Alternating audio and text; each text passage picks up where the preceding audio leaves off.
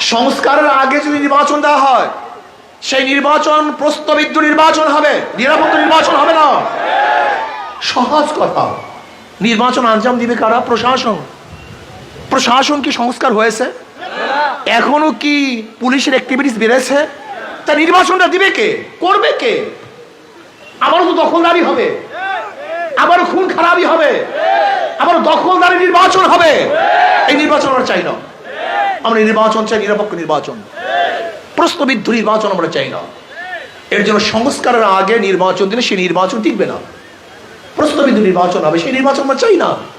আমরা চাই গ্রহণযোগ্য নির্বাচন, নিরপেক্ষ নির্বাচন, যে নির্বাচনে সবাই অংশগ্রহণ করবে, নিরপেক্ষভাবে ভোট দিতে পারবে, যেখানে জবরদস্তি হবে না, দখলদারি হবে না, ছিনতাই হবে না। এই সংস্কারের আগে নির্বাচন দিলে সেই নির্বাচন প্রশ্নবিদ্ধ নির্বাচন হবে, সেই নির্বাচন মানুষ গ্রহণ করবে না।